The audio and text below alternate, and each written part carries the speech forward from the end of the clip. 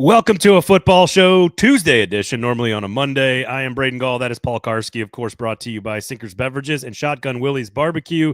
Following the national championship game, we delayed it till a Tuesday, Paul, for two reasons. We thought we'd be able to hear from new Titans General Manager Mike Borgonzi, and of course, we thought recapping the Ohio State victory over Notre Dame would be worth it. We only got one of those two things. Ohio State beats Notre Dame last week and becomes your national champion. And we'll hear from Chad Brinker in sort of an off-the-record, on-the-record conversation on Wednesday. And we'll hear from the new Titans general manager, Mike Borgonzi, from the Kansas City Chiefs of the last 16 years on Wednesday. So check out the Paul Kuharsky podcast coming up on Thursday. You'll have my show with Nick Suss. And then, of course, Hot Read podcast being delayed until Wednesday as well so that we can get some reaction to what they say on Wednesday. How are you, Paul? I will have an edition tomorrow evening and then again Thursday afternoon. So quick reaction on Wednesday evening and then a more well thought out reaction, if you will, on Thursday afternoon after doing some writing. So join both, but now we will preview what is to come. And I mean, I got ready for your college football. I know the NFL playoffs have not been spectacular, but there have been some spectacular games that lived up to billing. But in your 11 games here in your beloved college football, average margin of victory 14.8 and 2 one-score games. Really riveting stuff. Are you going to do the same thing for the NFL now? NFL generally has close games. NFL playoff games generally. Close. Look, that last round last weekend wasn't great. This most recent weekend was not bad. Baltimore lived up to billing. I don't understand. I was trying to explain this to my wife. We were going out Saturday to a local establishment, and I was like, man, she goes, there's nothing on tonight, right? I was like, no, Detroit and Washington's on tonight. And I don't know, as a Packers fan, I don't know why I'm obsessed with this football game.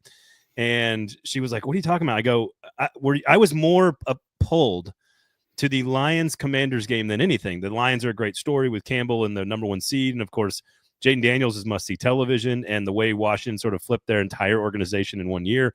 And now they're playing their one win from the Super Bowl, which is amazing. I thought that game would be spectacular. Anything Washington does is interesting. So, Baltimore is fascinating. It's fascinating to watch Baltimore. Man, just so ridiculously good at all times, except for in the playoffs. Starting to get a real reputation. Yeah. Bill Barnwell put out about Detroit near the end of that game. They're too deep. I think from the beginning of the season, They're too deep defensively. There were 9 guys that were not crossed out that played at the end of that Lions-Commanders game. But it's a lot like the Titans' number one seed the year that they lost to Cincinnati in terms of how devastating. It's more devastating for Detroit because Detroit was everybody's pick to really go win the Super Bowl probably. And nobody was picking the Titans the year they were the number one seed. Everybody was talking about how they were not a true number one seed, which a lot of us here were arguing. But when they lose that game, you can't sustain the argument very well. However, it's also a perfect moment to point out, look, Titans aren't the only team that is the one seed that goes into this game and loses, or a top flight seed. Like these things happen. Like Oregon was the number one seed in the college tournament, got smoked by Ohio State. Like these things happen. It's why we play the games. And Detroit was there's no reason for Detroit to be considered a not real number one seed. And then they go get beat because their defense is totally decapitated. And Jaden Daniels is pretty good. The Commanders are fun to watch. That's a really fun to watch team. Perfect. So there we go. So Eddie says Aaron Rodgers, Packers number one seed, also lost that year. Yeah, I don't need to hear about that. I still hate we're the ones that make fun of. I saw a stat somewhere about like the NFC Championship game, like the 5 seed, right, has only gotten to the Super Bowl a few times. And like I think every single time the 5 seed has gotten to the Super Bowl, I think it happened in Lambeau Field. Which is like the Giants in like 2007 and the Niners when they went with Brock Purdy a couple years ago. The Bucks, I think, with Tom Brady. It's just like, come on, guys. Can we maybe Green Bay? It is easier to underachieve than to achieve. Look, I mean, the Chiefs are proving it. What they're doing is ridiculous, and we just put off 3 number one seeds there that didn't live up to billing. Yep. And it's more likely to go on one run than you go on multiple runs. Put up QC Hawk there. his most recent one. No, the Titans actually making A+ hires. All right, here we go from QC. Titans actually making A+ hires so far with Borgonzi and Fossil ? Let's not do this. Let's not do this. I mean, Fossil is and I wrote, I think he's an excellent hire, but I got to give him good players, right? We did this last year with Callahan, right? Woohoo! They got a great offensive line coach, but he didn't have great players, and they only could go so far, right? So that's a major upgrade, and you got to be excited. Borgonzi, look, let's make him prove it. Did we not learn anything from Rand Carthon? Rand Carthon came in, cartwheels. Hey, he's from the 49ers. 49ers have been great. I like the look of him. I like the resume of him. But are we going to do the thing immediately where we celebrate and make it like, hey, they fixed it because of their recent record in track record with hiring? We are going to just do this, and we're going to say, hey, Titans got it. They got it right, and let's go. Don't do it again. Don't do it again. Make him prove it. Don't fall onto this slippery slope where right away you say, come up with your let him cook, or in J-Rob we trust, and give him a slogan, and go buy your tickets and say everything's fixed because we got a guy from Kansas City and he's going to be terrific. He can't be bad. Are you going to do it again? Or are you going to go slow? Like on a dating thing? Are you going to fall in love right away and then find out all her warts? Or are you going to go slowly and surely and let him show you? And maybe, at the end of this year, say, hey, maybe we got something. And then see year 2 and go slow and sure. Or are we going to be this crazy jilted lover where you go all in and then you get crushed? Now, I know you put a question mark on it, but I'm getting a lot of this. And you got to slow the hell down. So there's so many analogies that are flying through my head. It's basically like Titans fans don't give it up on the first date is what I'm hearing. Titans fans, don't be as thirsty as you are made out to be on the internet. Titans fans is what I'm hearing. Is basically make Borgonzi work for it, and don't put out until the end of next season, and ask for consent when you do. Like, hey, can we be fans now of the Titans? Give me some consent, please. I bet he's great tomorrow. I would bet more than 50% chance that he gives you every cause to be optimistic tomorrow. But then you're going to take this plunge and you set yourself up. Stop it. Let people have hope. Do you not know what the internet is for in 2025? It's for yelling at the opposite political spectrum and for your own gratification. That's what the internet is for. That's all. Eddie says, I'm not a fan of rom-coms. I just want to know, how did the rom-com go with Rand? How did it go? It doesn't matter. That was so last year, Paul. We're on to this year. It's 2025. We don't care. Let him cook. Be a goldfish. Be a goldfish, Paul. Be a goldfish. I'm not a goldfish. Titans fans. Nope. In Borgonzi, we trust. What's the slogan going to be? Let's come up with the slogan. Well, there's got to be. Listen. Let's go with Borgo. That's not bad. I'm not gonna steal. This is Stoney Keeley and JT territory. They can come up with, and they can have their minions come up with a nickname for let Mike cook. No, there we go. Borgonzi scheme. That's not bad. I know. No, there we go. JT says it. Let Borgonzi scheme. That's not bad. It's not bad. Did you come up with that, JT, or is that a Stoney? I feel like that's Stoney. Well, Eddie above him said Borgonzi scheme. Let Borgonzi bake. Okay, from another biscuit. Are you writing all these down? Yeah. Stoney came up with it. JT, thank you for citing your sources. I do appreciate you for being a man of principle and honor and integrity. And in light of that, go to Sinker's Beverages for 4-time liquor store of the year. And of course, Shotgun Willie's Barbecue. Make sure you check out Shotgun Willie's Barbecue from 11 a.m. to 3 p.m. every single Wednesday through Sunday. Most importantly, Paul, coming up in a few Sundays, there's a football game that generally is fairly well viewed. And generally, there's lots of people watching those games at gatherings, let's call them. Are we restricted from saying the words? I don't know, but I'm having fun with Super Bowl.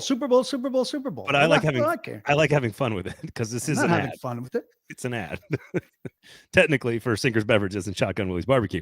But the two of them have everything, just like Thanksgiving, guys. They have everything you need for your big party. They got you covered. Shotgun Willie's going to add smoked wings and racks of ribs all kinds of stuff that you can pre-order for your party. go check it out and have fun. Party. Go ahead. It's a loose episode today. So make sure you go use Sinkers Beverages for all your alcohol needs or non-alc stuff. They got tons of non-alc stuff, tons of THC stuff. So go check that out if you're in dry January. And of course, all of your meat. It got you all your meat is covered at Shotgun Willie's Barbecue. So go check that out.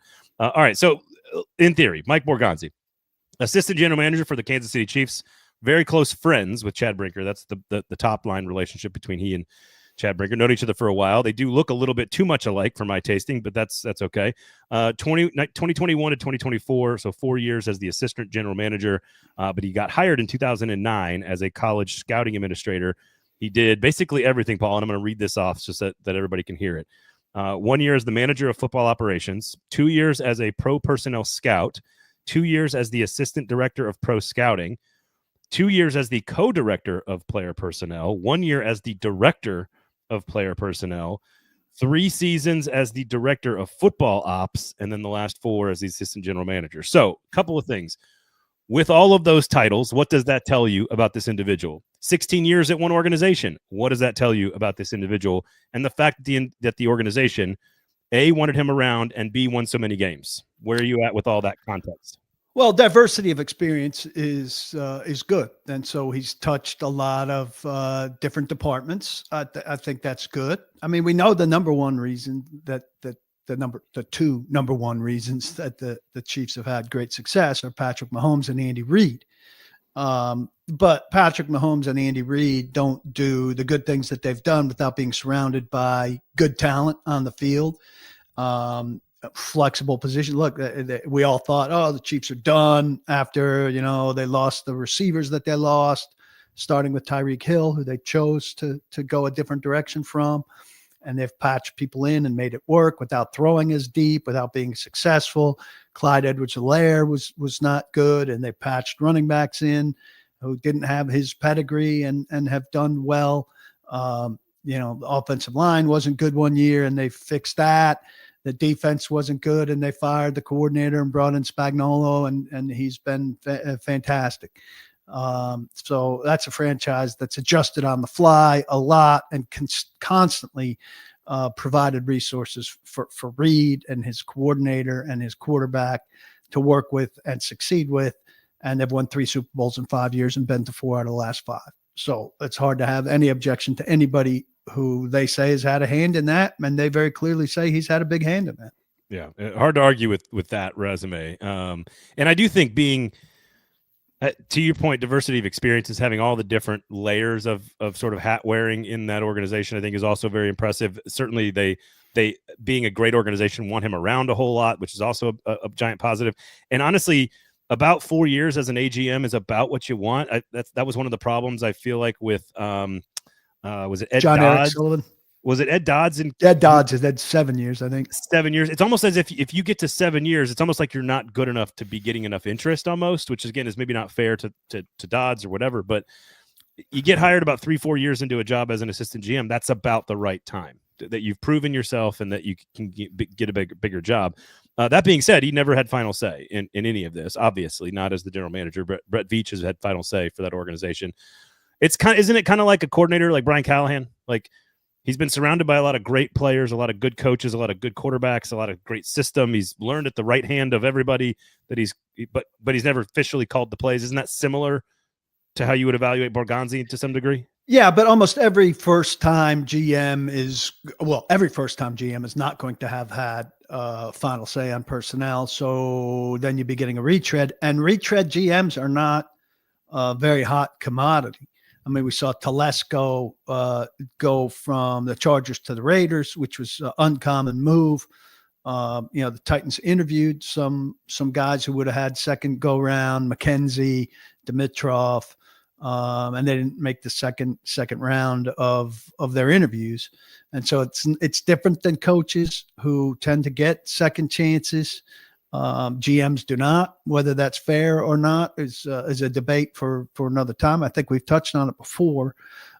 So it was unlikely they were going to get somebody that had final say. And now comes some confusion that we need to define tomorrow, because Albert Breer has reported that Borgonzi is getting final say on personnel. And if that's the case, I need a really clear explanation of that, because as today is January 21st, and on January 7th, Chad Brinker repeatedly emphasized that he had final authority on all football matters.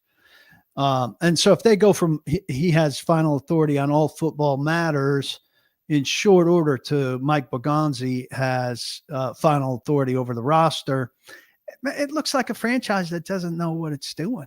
That can't make up its mind. Now, I guess they say, we couldn't get Mike without him having that. I don't know that they'll say that, because that sounds like a pretty big yield.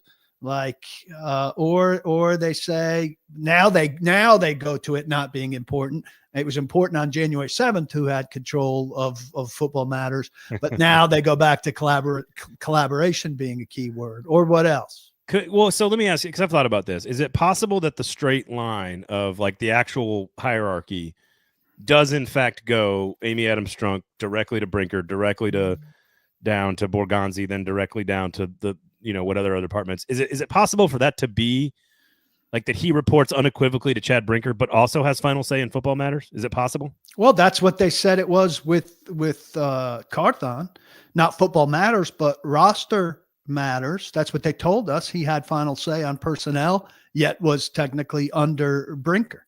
It just seems like a big zag in a straight line reporting process, but with this zag on this one singularly important issue, who plays for us, very, very important thing here. So I'm very curious as to what they say about this tomorrow. And no matter what they say, it seems like, and unless Breer is wrong in that, seems like they've changed their mind again, and it makes them look wishy-washy to me, doesn't it? Well, it does, I think, unless you had to do something to lure him here, in which case you think he's such a good candidate that you're willing to. Here's my other thing. As I read though, that's the danger on January 7th, emphasizing I hear you 5 times that Chad's got a final authority over football matters. Well, and as I think I noticed, and everybody noticed, when you read off these titles of even just Borgonzi in Kansas City, who knows which one's above the other one? Like half the time, a different organization can look at it differently and put another one. So I say that to say that like the title and the hierarchy of the actual reporting pyramid is largely irrelevant. The key is that we know that Chad Brinker was in the room for the decision to hire Mike Borgonzi. We know that they're close. Somebody QC asked earlier, are they the two that negotiated the Snead deal? I think it's because of their relationship. I don't know if they were the impetus behind the deal, but because of their relationship, the report is that they were the two that were negotiating the deal. And the Hopkins deal, I think. And the Hopkins deal as well. So I feel like this is a weird wishy-washy cop-out, but like it could be all these things. You do want the head coach to have some input on the players that you draft, but like you do want a lot of different minds to give you different opinions about something before you make up a final decision. But eventually someone has to say the final words. So I don't know. That's where I think it's like, are we making too big of a deal of it for most decisions? Yes. But when it comes to a really critical decision or two, like pulling the trigger on trading the first pick or pulling the trigger to draft a quarterback, you do need someone who's convicted in making a final decision. And this further zags it to me. Sam here saying Callahan made it sound very linear to Easton Freeze in the piece that he wrote this morning. Well, Callahan is over here outside of the linear thing. Right. And Callahan's the guy who so far has said something about the process, which seems completely out of, I'm glad to hear from Callahan.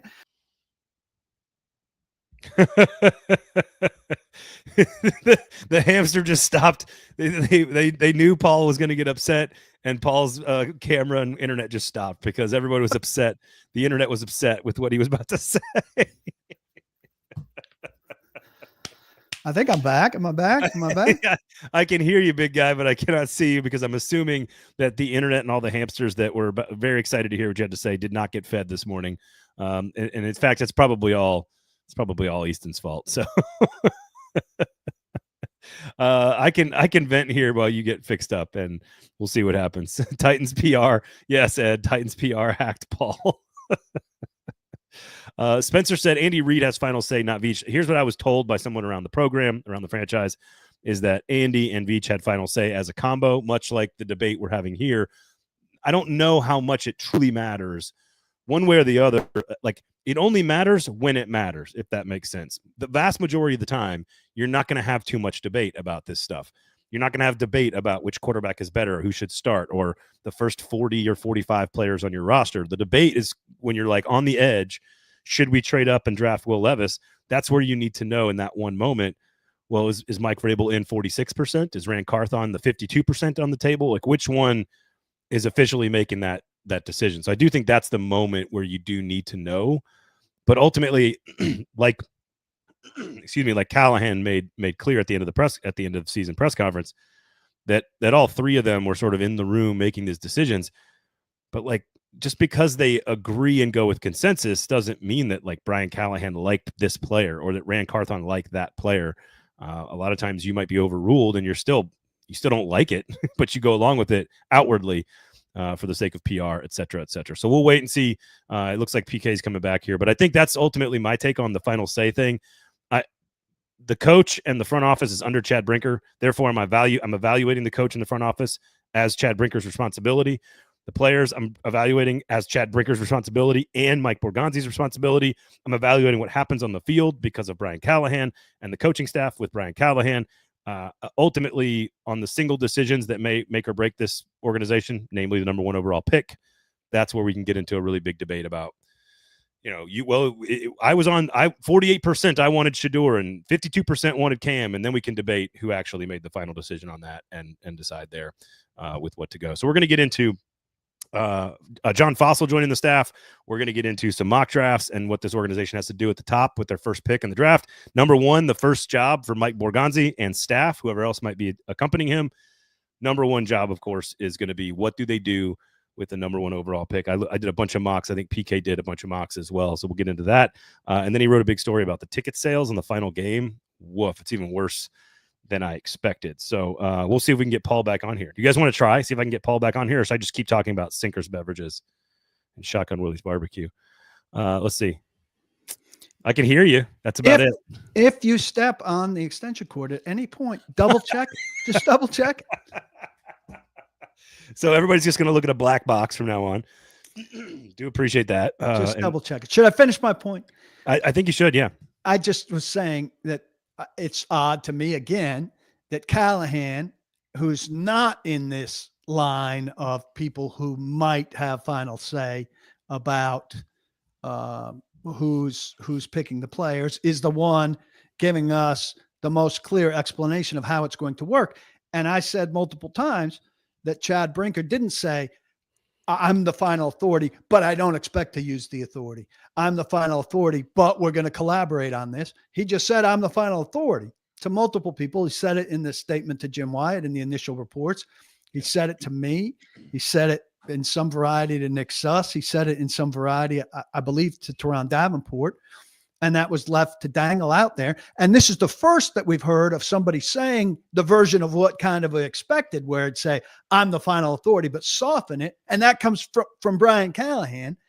Yeah. 10 days later in, a one-on-one interview with Easton. Good job by him. But that, to me, isn't where the softening of I'm the final authority needs to come from. And I'd be curious what we hear from the two people who are in contention to be the final authority tomorrow. I think we're all just, upset that we don't get to see your face while giving that rant, though, Paul, because incredulous PK, frustrated PK, the best PK to watch giving a rant. So if you want to turn on the camera, just let me know. We can try to figure that out. Well, Sam, I may have all this sorted out, Sam, tomorrow before you get to hear it, because Chad Brinker is tape recorders only. That's true. That's true. It's one of those fireside chats, which I do appreciate. It's kind of an old school media tactic, and I do appreciate that. I appreciate it when you do it once in a while with somebody who's on camera on a regular basis. And believe me, I have no, I don't care. I'm happy. I don't know if they're going to play it live. I hope not. I would think not, because if they play it live, people can record it. So they're not going to play it live. So I like the privacy of it that way, but I do think it's weak. And I think it amounts to Chad not wanting to be on the record that way. And I think if you're only speaking once in a while, you should be on the record in every way possible. Eddie says not getting to watch Brinker answer the firing squad of PK live is no fun. There you go. I thought PK, you're the one who shows up at press conferences and doesn't ask tough questions, though. So quickly on the staff here, the coaching staff. It looks like there's going to be some minor changes. You mentioned John Fossil already joining. This is a guy. Dallas was first in many categories last year in special teams. He's sort of a special teams guru and coming on as a coordinator. We're not sure about the future of the rest of the coaching staff, but it seems like this is a huge upgrade. And one of the first moments where we can look at Brian Callahan and say, well, clearly his sort of relationship and his like sort of name and status inside the league, it clearly carries some weight here, right? Yeah. No, there's no indication, Ed, that he's any more than special teams coordinator, nor should he need to be. I still think maybe he was told to go find, go find a better alternative, or we will. But he's done that. And Bones Fossil is a really good special teams coach, endorsed by virtually anybody that's worked with him and a lot of people who have coached against him. So I think that's a really good get. And I'm looking forward to seeing that. Now you got to give him some people. Some people were like, well, you got Bill Callahan and he didn't do things well. Bill Callahan, partially to his fault, because I think he probably said, I'm okay with this collection of people. Now that included Sadiq Charles and some others who didn't pan out. I think Fossil needs better people. The balancing that ultimately came out for special teams later wasn't until James Williams came of age a little bit and Justin Hardy was on the roster, and the Titans need to be smarter and have Justin Hardy on the roster at the beginning.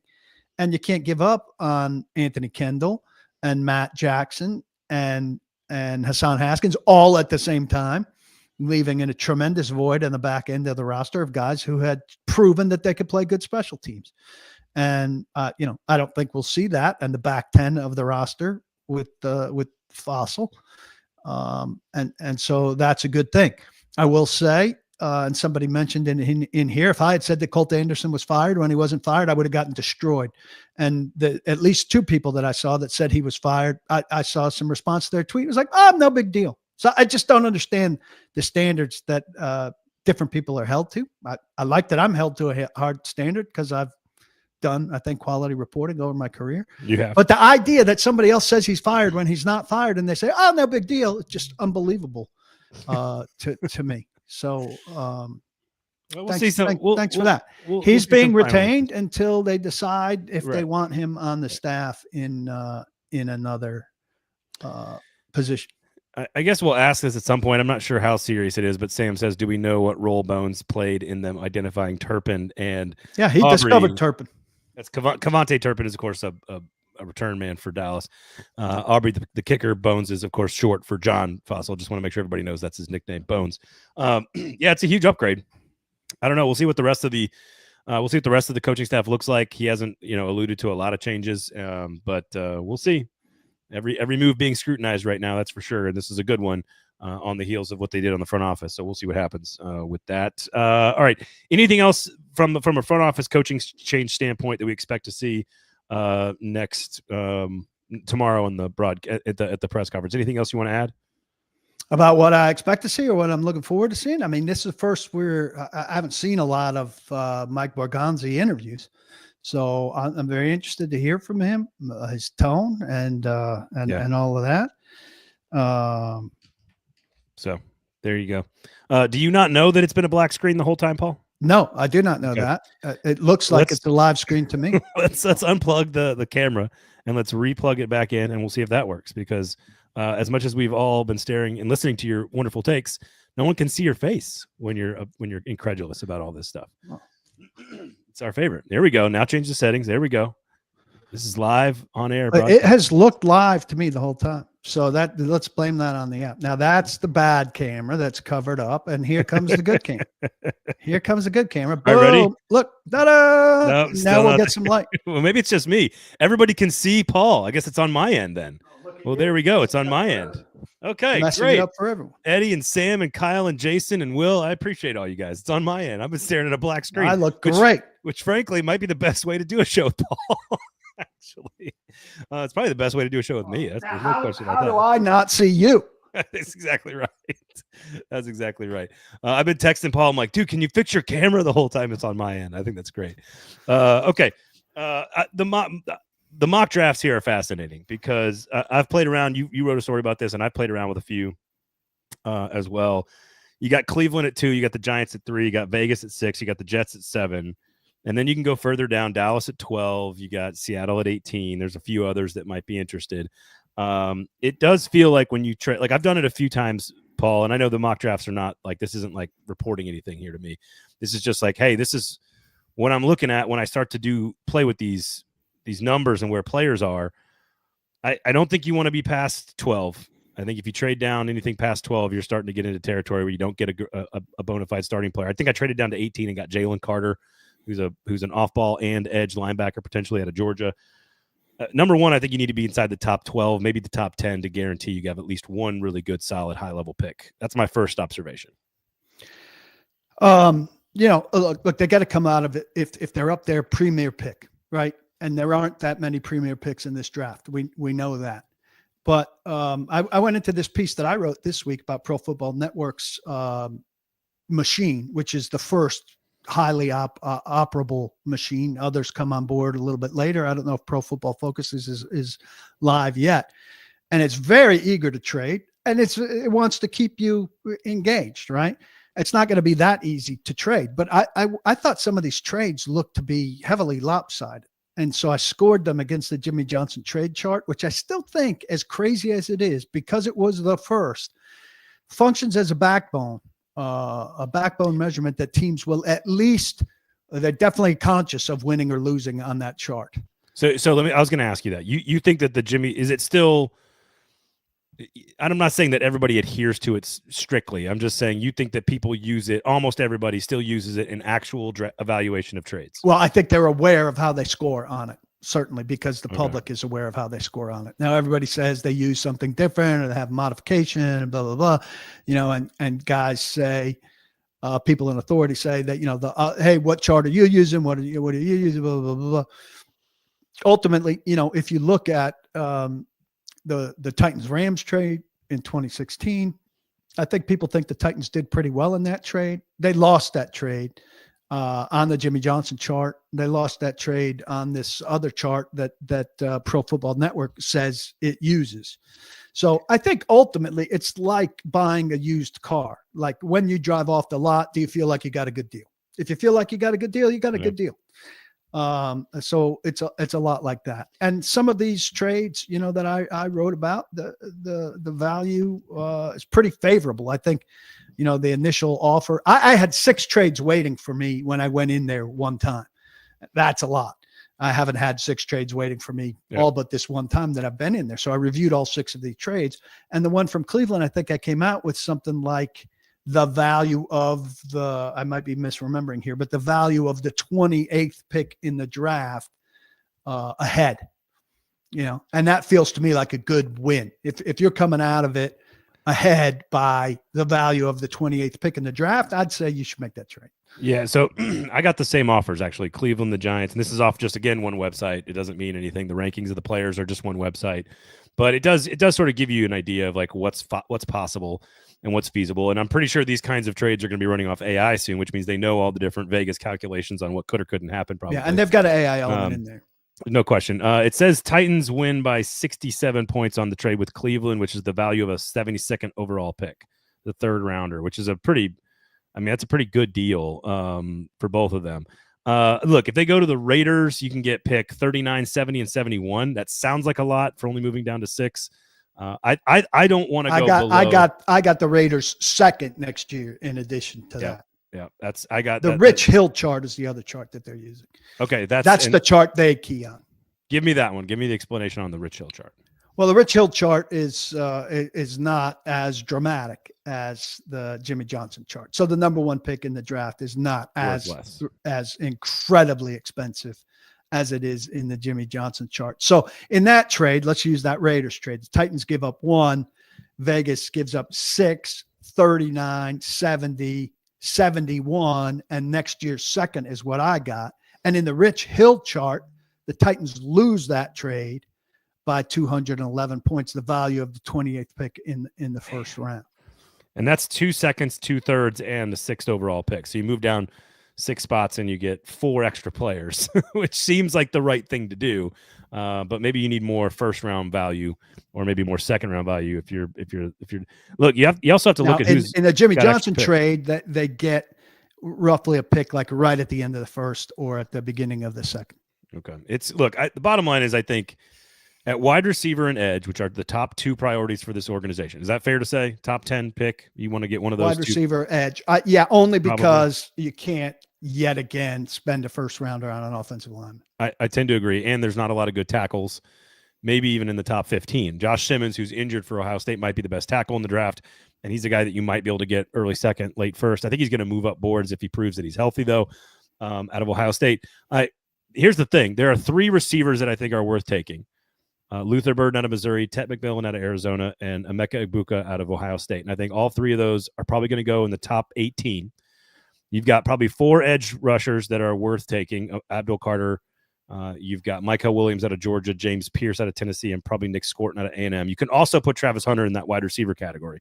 So that's 8 guys right there, 4 receivers, 4 edge players that you could probably put in the top 10 or 12 and say those 8 are going to go. If you can get one of those 8 players in the top 12 and add 4 other players, I think that's what you got to try to do. And but I think that's Borgonzi's first job. I would say it's reasonable to presume that of those 8, let's leave Hunter out of it. I think Hunter's in a special category of just elite player that if you're up there in the top 3 and he's available and you're not taking one of the quarterbacks, you just have to take. So out of the remaining 7, 2 of them, at least, they're not going to love for what they want to do or from some trait he has too much of or not enough of or size, weight, speed or something. So now you're narrowing the pool and we're down to 5, and now you have to estimate, well, do the other 5 love it, or do the other people in the league up drafting that high love those guys, or are they going to sift those guys out when they do the same process that we just did? And there's the drafting. Yeah, I tend to agree. Look, Will Johnson, a corner to Michigan, is going to be a top 10 pick. I don't think Malachi Starks is a top 10 pick, but he's largely regarded as the best safety in the draft by a large margin and could be one of those rare safeties that moves his way up. Mason Graham is going to be a top 10 pick, probably the defensive lineman out of Michigan. The 2 quarterbacks, we don't know where they're going to get evaluated at all. I think Ashton Genty is a top 10 player in this draft, but nobody drafts a running back there, so he's probably not going to go in that range. Whoever gets him is going to wind up really happy with him. Yeah, exactly correct. And so you kind of look at this, and then that doesn't include a corner other than Will Johnson. It doesn't include an offensive lineman. Maybe it's Kelvin Banks, maybe it's Will Johnson or Will Campbell. The point is you can move down pretty safely in the top 10 or 12 and guarantee yourself one of those 8 receivers or edge rushers. And if you can add, again, the 30th pick, the 35th pick, the 70th pick, the 71st pick, whatever it might be, next year's second, it's obviously what you got to do, because I think Travis Hunter helps this team, but enough to take him at number 1. I don't see it. Go to 3 and take Carter. I don't go down to 2 and just take the other quarterback if that's what you're dependent on. I just think you need more. You need more. And when you look at these other organizations, this is the other thing about Borgonzi. When you look at Green Bay and Kansas City, what have they been very willing to do? Trade back and draft a lot of players, and they're willing to give up on their stars and rebuild and evolve. And Brinker and Borgonzi are from those 2 schools. So it seems like trade back and stockpile picks is what they're going to try to do. The other question here is, that we'll get an answer to tomorrow, and that I think Carthon failed in his answer. And maybe, it's what he told the Titans to get the job is we're close. And I'd be surprised if Mike Borgonzi says tomorrow that they're close. And in saying that they're not close, then are they leaving open the possibility of trading Harold Landry, of trading even Jeffrey Simmons, and of really opening themselves up to getting a slew of draft picks, which is what they really need to do if they're serious about patience and development and draft and develop. Look, draft and develop sounds great. You know what you need to have to draft and develop? Picks. picks to get a bunch of guys to draft and develop. Yep. And they don't have a lot of picks right now. And if you just got a regular size class, that draft and develop process is slow. Yep. Yeah. Well, and the reason the Packers got rid of Adams and got a whole lot in return. The Chiefs let Hill walk, and those are two of your main, or they traded him to Miami, right? They traded him, and so they traded Snead away too. So they've had some shrewd stockpile and rebuild is sort of how both organizations have done it, and we'll see if they bring that to Tennessee. Some questions here. Jason says you don't need a good starter. It needs to be an impactful tip of the spear position, quarterback, defensive end, tackle, not Hunter as a cornerback. I've sort of switched my opinion on this, Jason. I don't think Hunter will play corner. I think his primary position could be wide receiver for this particular team because Denard Wilson wants to play man-to-man coverage. I think Hunter's better in off-zone coverage, but we'll see about that. I think we kind of all agree with that. I disagree with that. I think he'd be primarily a cornerback, or maybe because of the state of the Titans, you can half and half him. And you can have him on the field in 3 wide and nickel, and not in either base. And if it can handle that coming into his plate, but I think teams are going to be wary about that. That's a big overload. But I think he's more corner than wide receiver. It's possible. It's very that was my thought all along during the season. It seems like he's a more dynamic player at receiver than at corner, but we'll see. Sam says, does any trade they make have to include a one next year to have that good feeling you're talking about, Paul? Yeah, I feel like it does. And the playing with those calculators, with the Cleveland or Giants trade, I think we were looking at ones next year, and the quarterback tax is high. The thing is, if the Titans aren't liking one of those two guys, and if you don't make the trade until 2 weeks out, which is when the Rams Titans trade happened in 2016, that's fine. But in the Rams Titans trade in 2016, there was no doubt the Titans weren't taking a quarterback because Marcus Mariota was going into his second year. Yeah. If the Titans aren't in on Sanders or Ward, they're going to have to make a move in mid-March, which is 6 weeks ahead of the draft. They're going to have to make a veteran move in mid-March at quarterback. Or you're riding with Levis, I guess. And they're not riding with Levis. Yeah, and so there's this, they're going to have to really play the game well, where they're saying, A, we're adding a veteran quarterback, but B, we might still take him. We might do what Atlanta did last year. And you still got to pay a premium to get up there and get him. But we don't want to ask for too much of a premium that scares you off, where you're going to call our bluff, where we're going to have to take Travis Hunter at number 1.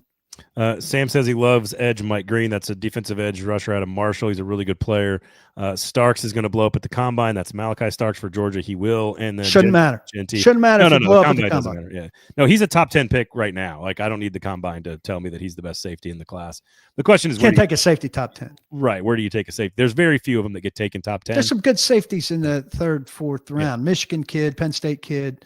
Intriguing. Let's see here. Roiskis, is that correct? Ruskias struggle to believe the evaluation of the quarterbacks could be so far apart that the Titans feel they aren't worth the first pick, but someone else thinks they are worth the first pick plus multipliers.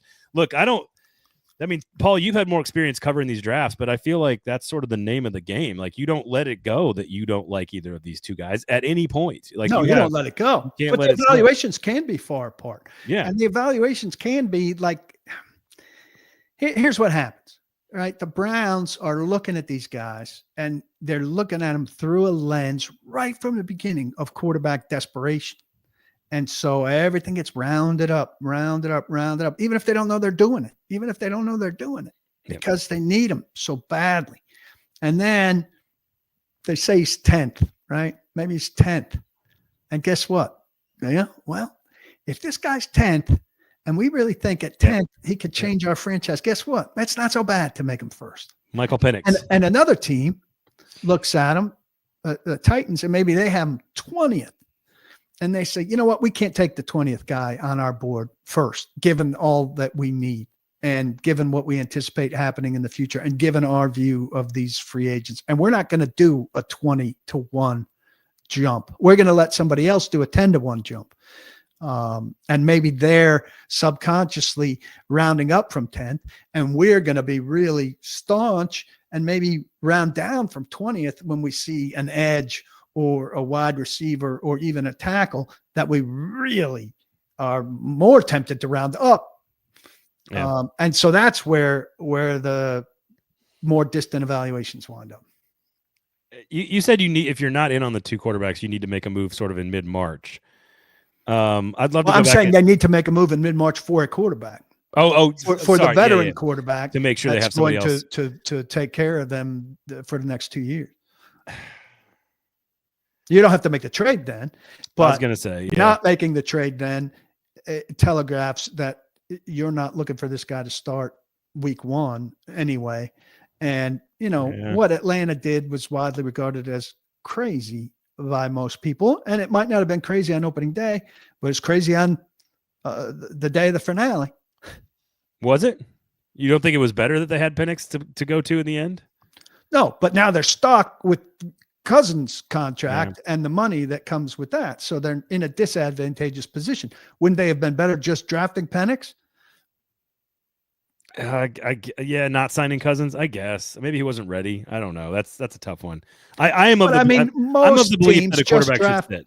Yeah, but it's not a realistic situation in most places. And you don't get Cousins at that price. You go get Mariota, Mason Rudolph, even Mason Rudolph. You get somebody that gets you through it with the anticipation that this guy's going to wind up starting by the end of the year. You know why? Because 9 times out of 10, that guy winds up starting by the end of the year.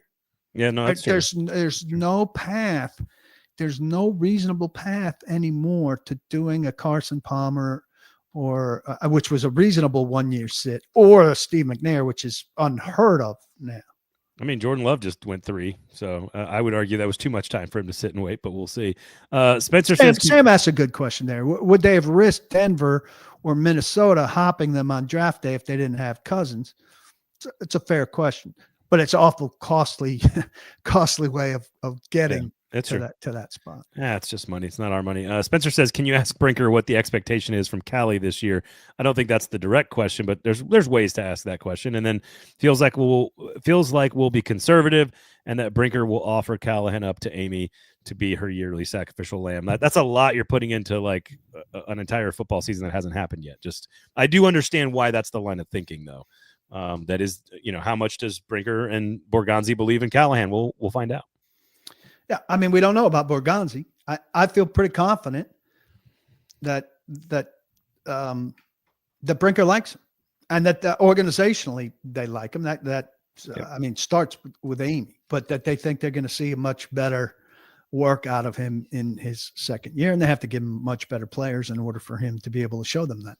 Well, there you have it. For the NFL playoffs coming up, of course, if you have some food plans for a championship Super Bowl celebration, why don't you go check out Shotgun Willie's Barbecue? They've got all the meats you could possibly need for a great party, having all your guests over for that game. Make sure you check out Shotgun Willie's Barbecue. And, of course, you're going to need libations, beverages, bevies. Make sure you swing by Sinkers Beverages in East Nashville, or you got, of course, Bluegrass Beverages up in Hendersonville, serving the community for almost 90 years.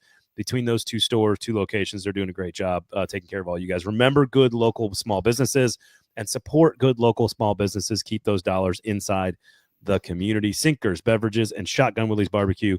Shotgun Willie's Barbecue for your party watching football games. They have amazing meats. Just go pick them all out, sign up, give them a call, or pop into their location, and you can find out what they got. Chicken wings, ribs, anything you need, they got you covered.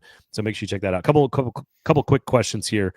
Jonathan says, do you think Levis gets moved, PK, or do you think they'll try to develop him? I think there's way too much speculation about Levis getting moved. I mean, they already need 1 quarterback. If you move Levis, who I don't think brings any kind of significant return, then you need 2 quarterbacks. And I think they need to minimize further needs that create. So unless they absolutely think that Levis can't develop into a better level backup, I think you keep him around. I think you have to keep him around. I think financially it's reasonable, and I think finding 2 quarterbacks in one offseason is asking an awful lot. And young players do get better. Like we've seen young players develop, not often, but it happens. And maybe he just needs time to become a better. We were talking about 3 years. Will Levis is one of those guys that probably could have benefited from sitting for 2 years before having to play. So we'll see. David asked sort of a similar question: is Callahan permanently done with Levis? If they draft a guy, don't they need to clear the room for him? That is an interesting question. If they were to draft Sanders, you're saying just let him go to battle? Well, if they draft Sanders, he's clearly going to be at the head of the line unless he completely bombs in training camp. But I don't think they need to clear the room for him. I mean, come on. If you're spending the number one pick on a guy, he's not so sensitive or soft that he's like, well, I got to look over my shoulder at Will Levis, who just was among the league leaders in interceptions. No, I don't view that as the threat at all. I don't. If that affects you, then you're not QB1. Right. That's just the way if you're worried about that for the guy, then don't take him. Yeah, then yeah, exactly. That's correct. Let's see here. Will says, any rumblings on who might replace Mike Keith as voice of the Titans? No, it's a little off topic, but definitely we're interested about the process. So I actually interviewed Greg Sage, who's the SID at Belmont, who had to hire 4 different play-by-play. They went through 4 searches in a 12-month period. A little different, little different size of sports when you talk about Belmont basketball versus the NFL. But Mike Keith was hired in a very different place and time when he was hired, when the Titans came here. And so we talked a lot about it. He gave us some insight into some of the processes. From what I understand, Jonathan Hutton, for example, would not be an option from what I understand in terms of being on a radio station that he previously had a relationship with. So that's that. I'll leave it there. Otherwise, my thought is there's a lot of really talented young people in this market that would do the job well, that I don't know if the Titans are looking for a person of that level of experience. Do they want a bigger name? Do they pay more for someone to come in from out of market and sort of establish themselves as a new Mike Keith? Do they want a younger person who could take the job and kind of grow into that job like Mike Keith did back in the day? Are we in a different era for media as far as TV goes? Or do they hire someone that just comes in and parachutes in for like 3 hours and just does the job, but does it as like a national level and then leaves town and doesn't host all the other stuff? So they've got a bunch of different good options that they can go with, and we'll see what happens. I don't think it'll be a parachuter, but I don't think it's going to be a local person. I mean, if you're asking me my gut feeling, I think they'll go get a professional play-by-play person. That sounds right to me. And I would say think of like Tom Hart is on the line for me. Like Tom Hart is like the number 2 or number 3 ESPN college football Saturday broadcaster. He's not the best. He's not the top of the list, but he's got a lot of connections in the South and football in this part of the country, is a total professional. And would he be interested in being a voice full time for someone? Maybe, maybe not. Maybe he thinks his job is in the path that he's got on ESPN is better. So we'll see. That's the kind of person you're talking about, though, is that you're not, if it's a parachute job, you're talking about like Sean McDonough, right? And I don't think the Titans are going to pay for that, to come in for 3 hours a day or a week and do that. So that would be my, also, I don't think that's the right move for them. I think having someone who's attached to the community is better, honestly. So yeah, even if he's new to the community. Yep. You got time to earn your way in and prove that you can, and we'll see what happens there. All right. Jason says, feels like Sanders could save Callahan for a season while having the lower ceiling in the long run. Sounds like a worst case.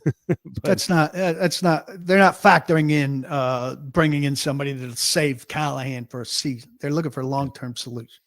And honestly, I hope that when you look at Borgonzi and Brinker, I hope the idea is that because they made the move on Carthon, that Carthon's not going to be, they're not going to have someone here trying to save their job, supposedly, right? Like, in which case you might pressure to draft the quarterback earlier. But if you think you've got some time, hey, I got some time. We want a quarterback in next year's draft class. Hey, we got some time. Let's build the roster this year. Trade down kind of deal. So we'll see. None of that should affect their decision making, but you never know. Paul, what do you got coming up on the website this week?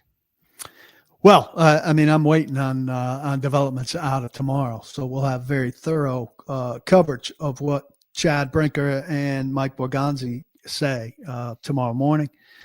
Over at Titans headquarters, and then I will pod tomorrow evening off of all of that, and then again Thursday afternoon, so you get your fill of me twice. And if the hour's not convenient for you at one of those, then it would be more convenient for you at the other. So tune in. It's a lot of potting, Paul. A lot of potting. I appreciate that. Make sure you check out Sinkers Beverages and Shotgun Willie's Barbecue as well, paulkarski.com.